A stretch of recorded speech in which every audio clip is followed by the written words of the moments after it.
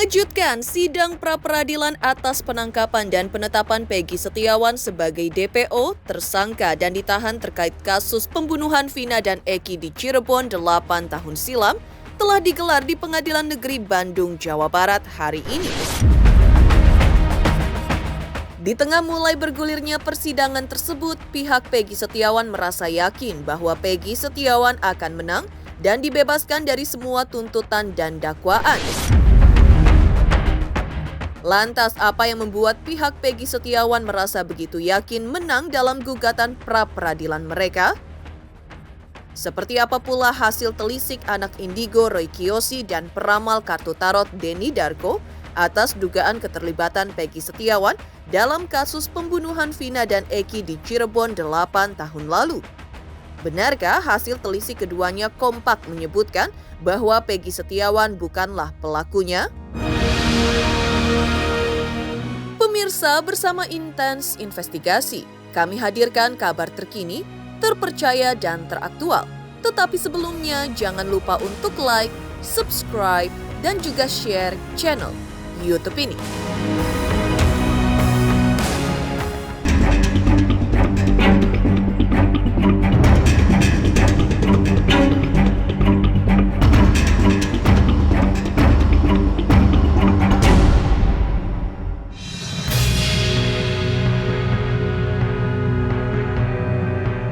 Penetapan Peggy Setiawan sebagai tersangka yang dinilai pihak Polda Jawa Barat sebagai Peggy alias Perong dalam kasus pembunuhan atas pasangan kekasih Vina dan Eki di Cirebon 8 tahun lalu masih menuai pro kontra yang hingga kini berbuntut kian panjang. Tim kuasa hukum Peggy Setiawan yang belum lama ini mengajukan gugatan pra-peradilan ke Pengadilan Negeri Bandung, Jawa Barat lantaran merasa yakin bahwa Peggy Setiawan bukanlah pelaku alias Peggy alias Perong, sang terduga pelaku, akhirnya mulai disidangkan hari ini. Lantas, seperti apa jalannya proses persidangan pra-peradilan tersebut? Seperti apa pula hasil sidang pra-peradilan tersebut? Ya, sidang hari ini kan ditunda nih, tanggal 1 Juli 2024. Tanpa alasan, nggak ada alasan jelas, nggak ada. Kami mewakili kuli bangunan, kami dapat kuasa dari kuli bangunan, otomatis yang dihadapin mereka itu adalah kuli bangunan. Berarti mereka nggak siap untuk ada kuli bangunan gitu. Ya bagi kami tidak ada ini, kecewa aja. Kecewa, jadwal sudah dijadwalkan. Kecewa aja. Kita lihat aja minggu depan. Iya, betul, ditunda sampai hari Senin. Dan kami dari tim kuasa hukum Peggy ini sangat kecewa sekali karena termohon tidak hadir. Kalau polisi merasa bahwa mereka itu tidak bersalah, harusnya mereka itu nggak usah takut, hadir aja ke pengadilan, kita tarung secara gentleman lah. Tuh, yang kami duga adalah mereka sengaja menunda, ada unsur kesengajaan di sini. Agar supaya akan ditunda sehingga menunggu P21 dari jaksa. Nah, dalam hal ini kami berharap supaya jaksa dan kami juga masih percaya kepada jaksa. Jaksa ini kami berharap supaya jaksa dari pihak kejaksaan objektif dalam menilai perkara ini.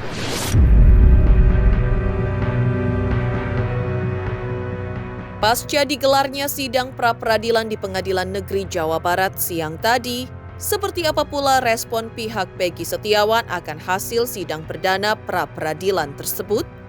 Lalu benarkah saat digelar sidang pra-peradilan siang tadi tidak dihadirkan Peggy Setiawan? Jadi kami khawatir kan, kami khawatir pelaku yang sebenarnya itu tidak ditangkap, dilindungi kan.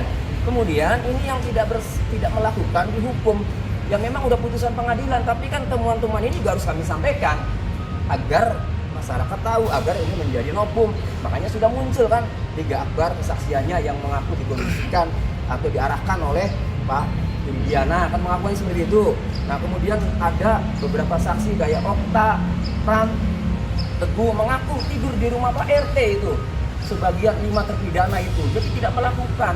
Nah, jadi kami khawatir asal nangkap saja, kemudian penyidik sebelumnya tahu siapa, tapi tetap dipaksakan. Sehingga kalau ada pemaksaan seperti itu, kan Kami khawatir pasti ada, mohon maaf ya, kami menduga kan ada suap nanti kan.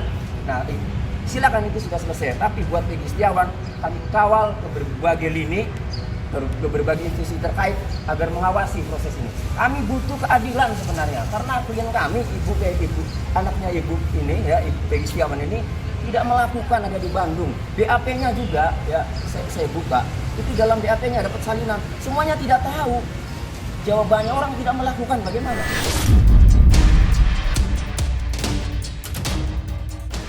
Di sisi lain, anak indigo Roy Kiyoshi yang dijumpai tim intens investigasi di kediamannya baru-baru ini mengungkapkan bahwa dari hasil penerawangannya, Roy melihat bahwa Peggy Setiawan bukanlah pelaku yang sesungguhnya.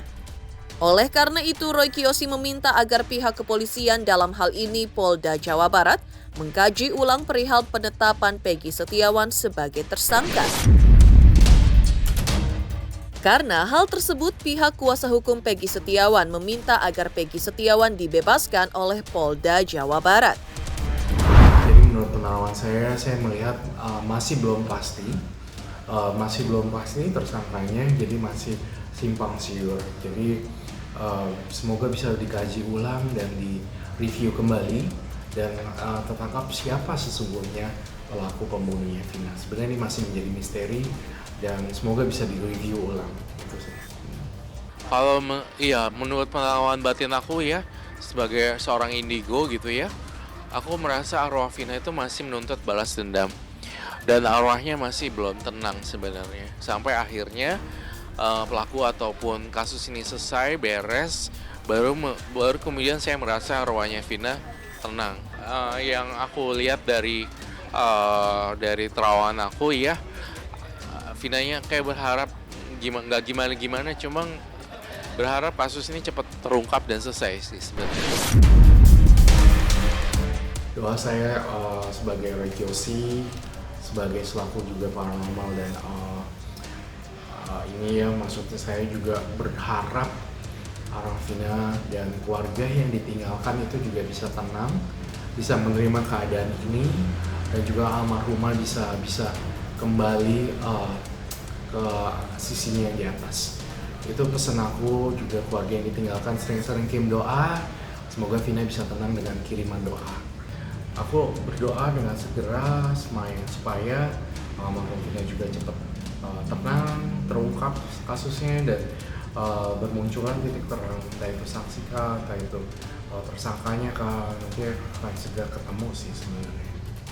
Kasus Vina sampai hari ini target penyidik itu hanya satu, yaitu Peggy. Jadi kalaupun nanti disidangkan, yang diadili hanya satu, yaitu Peggy. Mungkin bersalah, mungkin tidak bersalah. Kalau Peggy sudah divonis nanti, sepertinya penyidik akan menganggap kasus ini sudah selesai. Karena 2 dari DPO dianggap fiktif. Makanya saya dari tim Hotman 911 mengusulkan kepada Pak Jokowi, ini tidak bisa lagi dengan pro justisia hanya dengan memakai hukum acara pidana. Di perkara tahun 2016, 8 terpidana mengatakan itu bukan fiktif. Kok sekarang mengatakan fiktif?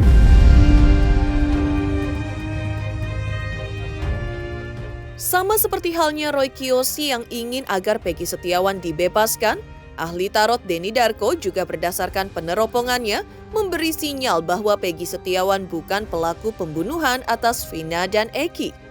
Oleh sebab itulah Peggy Setiawan harus dibebaskan demi hukum. Di matanya, Peggy Setiawan yang bekerja sebagai kuli bangunan di Bandung memiliki alibi yang kuat bahwa tidak berada di lokasi kejadian di Cirebon saat peristiwa pembunuhan atas Vina dan Eki terjadi, melainkan berada di Bandung sebagai buruh bangunan. Pihak kuasa hukum Peggy Setiawan pun mengaku sudah mengajukan gugatan pra-peradilan agar Peggy mendapatkan haknya. Maka jika memang tidak ditemukan cukup bukti, menurut pihak kuasa hukum Peggy, pilihannya hanya satu, yaitu membebaskan Peggy dari statusnya sebagai tersangka. Sedangkan perihal tes psikologi yang dilakukan pihak kepolisian dari Polda Jawa Barat kepada Peggy Setiawan terlihat dari kartu tarot sebagai bentuk kepanikan lantaran tekanan dari netizen. Saya masih meyakini demikian sampai bukti diajukan. Tapi kalau ternyata buktinya nanti berhasil dipatahkan, ya itu yang saya percaya. Mengapa? Karena Indonesia negara hukum. Kalaupun ternyata ini Peggy ini kita katakan, anggap saja ya, kita duga ya, dia pelaku yang sebenarnya tapi buktinya tidak ada, ya dia harus dibebaskan. Walaupun dia pelaku sebenarnya.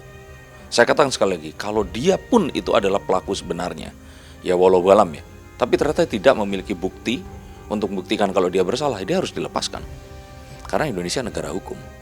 Pelaku kejahatan akan dibebaskan kalau ternyata tidak memiliki saksi bukti yang cukup untuk mempidanakan. Jadi kalau saya kira ini sudah kadung carut marut. Bahkan kalau saya ditanya, kalau ternyata tidak cukup bukti dan saksi, bebaskan aja semua. Biarkan saja itu pembunuhnya masih tetap berkeliaran. Lebih baik membebaskan 1.000 orang yang bersalah daripada mempidanakan 1 orang yang tidak bersalah. Kami melihat Peggy Setiawan yang memang karakternya itu sabar ya, kemudian tidak temperamen, kemudian konsisten orangnya ya, tegar ya. Maka kami melihat bahwa insya Allah dari pemeriksaan psikologi ini ya, psikolog bisa menilai dan penyidik juga bisa memahami, bisa menilai juga bahwa Peggy Setiawan bukanlah tipikal orang yang mudah melakukan tindak pidana, dalam hal ini melakukan pembunuhan terhadap korban Eki dan Vina. Ya, karena yang disampaikan penyidik dan psikolog ini lebih kepada agar kami hati-hati ya, dalam melanjutkan perkara ini, sehingga dengan demikian maka kami melihat ada sisi positif lah buat klien kami Peggy Setiawan. Kenapa sisi positif? Karena kami tahu persis bagaimana Peggy Setiawan. Pertama, memang tidak melakukan pembunuhan itu. Kedua, memang karakternya anak baik. Kami ya udah persilakan kalau memang ini dapat membantu untuk memperterang ya, untuk melengkapi kebutuhan penyidik untuk mengambil keputusan nanti, ya kami dukung, kami mengizinkan, begitu Pak. Untuk bagi kami ya, untuk memperterang, untuk meringankan lah ya. Karena dasarnya memang Peggy Setiawan ini anak baik kan, karakternya juga baik, dasarnya kan itu ya. Jadi kami menilai bahwa ini untuk meringankan atau menguntungkan Peggy Setiawan. Kalau saya kira itu kepanikan dari ya banyak pihak karena dengan adanya netizen yang sudah kadung nggak percaya dengan kepolisian dan keributan adanya isu salah tangkap, akhirnya harus dilakukan sesuatu yang bisa menyeimbangkan. Jadi kalau ditanya di sini, saya sih masih tetap percaya dan silahkan dilakukan terlebih dahulu. Karena ya mereka ini penegak hukumnya. Kita nggak bisa terus sekarang ini menyetop ini semua dan melepaskan begitu saja. Jadi kalau saya kira karena Indonesia negara hukum, kita ikuti. Saya kira tes psikologi adalah sesuatu yang mungkin penyeimbang isu dengan adanya hal yang terjadi sekarang ini. Karena sekarang ini kan jadi segitiga. Kasus yang sebenarnya terjadi, kepolisian dan netizen. Sehingga apapun itu harus diseimbangkan. Nah, yang mengherankan di sini kepolisian mengapa tidak segera merilis alasan menangkap Peggy Setiawan. Kalau memang itu salah, mengaku saja salah tangkap, diberikan sanksi untuk oknum pelakunya, dan move on untuk melakukan penyidikan dan penyelidikan bila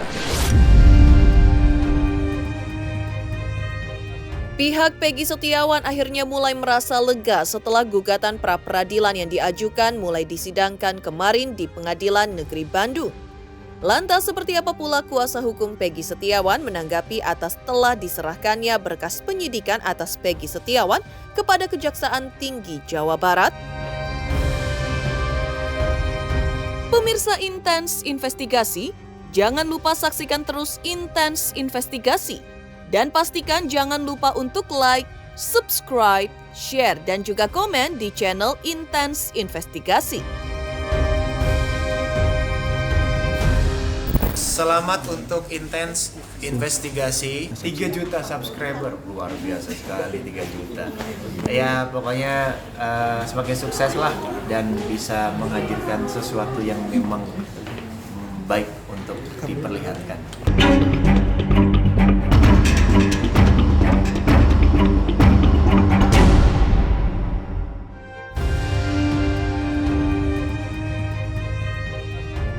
Tim kuasa hukum Peggy Setiawan juga memberi respon atas aksi Polda Jawa Barat yang telah menyerahkan berkas penyidikan atas Peggy Setiawan kepada pihak Kejaksaan Tinggi Jawa Barat 2 hari lalu. Hal tersebut pun ditanggapi oleh kuasa hukum Peggy Setiawan dengan mengatakan bahwa berkas tersebut layaknya bola panas. Pasalnya, pihaknya menilai bahwa alat bukti yang dimiliki penyidik terkait dugaan keterlibatan Peggy Setiawan sangat minim. Silakan, kalau bola panas itu, berkas itu bola panas ya. Karena kenapa kami katakan itu bola panas? Karena kami menilai alat bukti yang dimiliki penyidik itu minim. Ya, karena tadi kami jelaskan orangnya saja berbeda kan. Kalau bola panas itu mau dilempar ke kejaksaan dan jaksa mau menerima, ya silakan bola panasnya di kejaksaan. Secara normatif ada waktu 14 hari ya jaksa penuntut umum atau penuntut umum pada Kejaksaan Tinggi Jawa Barat itu untuk meneliti berkas perkara, mempelajari apakah dinyatakan lengkap atau tidak. Lengkap bisa tidak untuk diajukan ke penuntutan ke persidangan. Kalau memang ya dengan kondisi seperti ini, kalau memang tidak bisa, belum bisa, alat buktinya kurang, yang pasti dikembalikan lagi oleh jaksa kepada penyidik. Asal tidak ada tujuan saling menghormati untuk melancarkan supaya menggugurkan pra-peradilan. Karena biasanya ya, kalau kita lagi ngajukan pra-peradilan, kemudian penyidik langsung cepat, jaksanya langsung menerima, itu strategi supaya cepat perkaranya cepat sidang, kemudian pra-peradilannya gugur. Itu udah biasa. Tapi kami tetap berjuang. Apapun yang tahap-tahap yang sudah dilalui ini tetap kami berjuang. Saya barusan ketemu sama diarahkan. Awalnya kita mau menghadap Jaksa Agung. Jamwas yang menghadap, tapi karena kesibukan beliau mengarahkan ke Puspen, Pusat Penerangan Hukum. Tapi nilainya sama, tidak ada bedanya katanya. Disampaikan oleh Kapus tadi tidak ada bedanya, sama aja. Beliau juga mewakili pada Jaksa Agung. Dari sini itu disampaikan, surat yang kami ada ini, surat kami tujukan kepada Kejaksaan Agung dan akan ditindaklanjuti.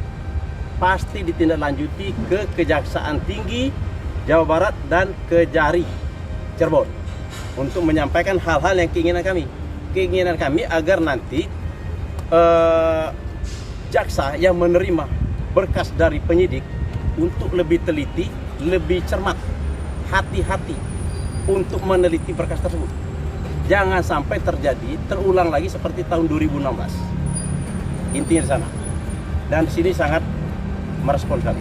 Karena apa? Kalau sudah P21, polisi mengatakan, udah P21 loh, bukan tanggung jawab kami lagi. Nah ini, jangan sampai ini kan bola panas ini bola panas. Bola panas, saya ingatkan kepada kejaksaan tadi. Dari Jaksa Agung ya, mereka merespon. Ya tapi DPO-nya bukan Peggy kami, bukan Peggy Setiawan. Peggy alias Peron. Maka saya tidak mempermasalahkan. Maka sekarang saya mengatakan ini ada saya tangkap. Target saya, klien saya bebas. Dan saya siap membantu juga yang terpidana itu. Sebab saya mempunyai hati nurani. Kasihan saya ngeliat perkara ini loh. Kalau saya juga, maka saya ulangi beberapa kali saya sampaikan. Saya tidak ikhlas kalau ada yang membunuh berkeliaran. Tidak ikhlas saya. Tetapi kalau dia bukan membunuh, jangan dipenjarakan dong.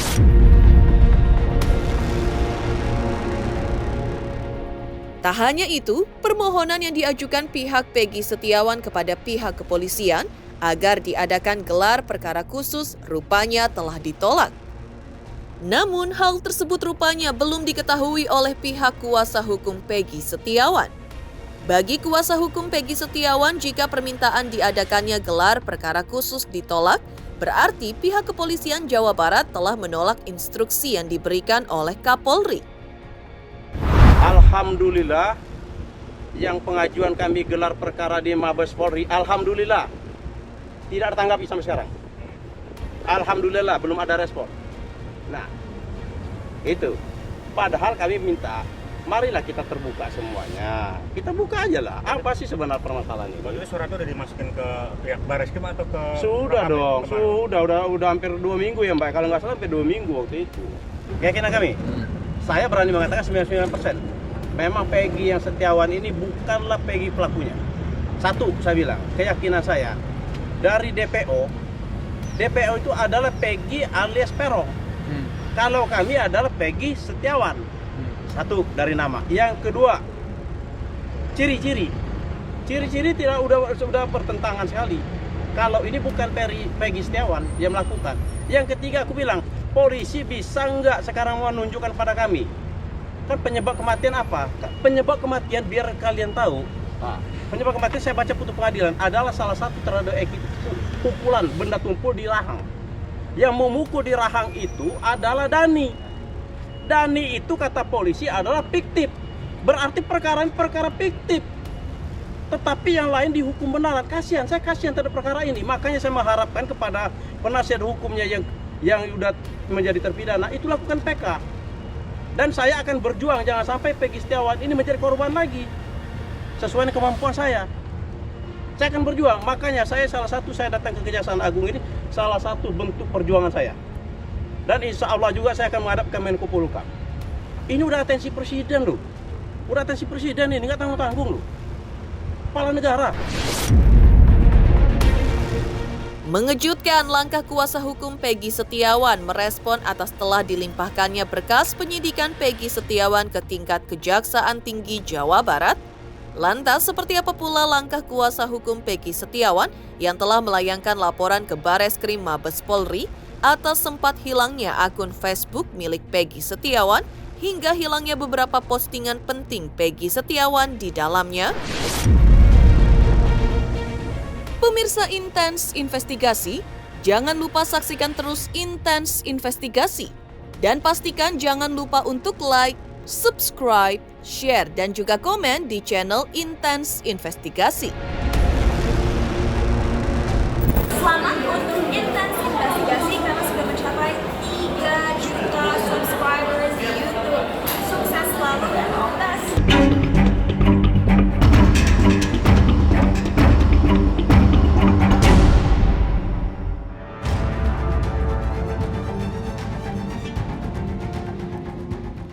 Geger, aksi pihak Peggy Setiawan yang baru-baru ini membuat laporan ke Mabes Polri, Divisi Profesi dan Pengamanan, Propam Polri, untuk membuat laporan pengakuan terkait dugaan tindakan penyidik Polda Jawa Barat yang diduga telah menghapus beberapa unggahan kliennya di sosial media Facebook atas nama Peggy Setiawan pasca akun Facebooknya yang sempat hilang.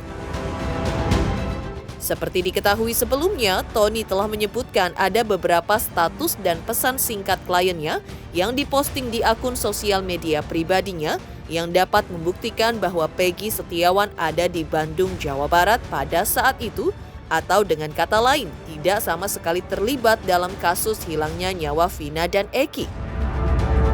Benarkah akun Facebook Peggy Setiawan tersebut pernah diminta oleh penyidik dan pernah dimintai pula passwordnya?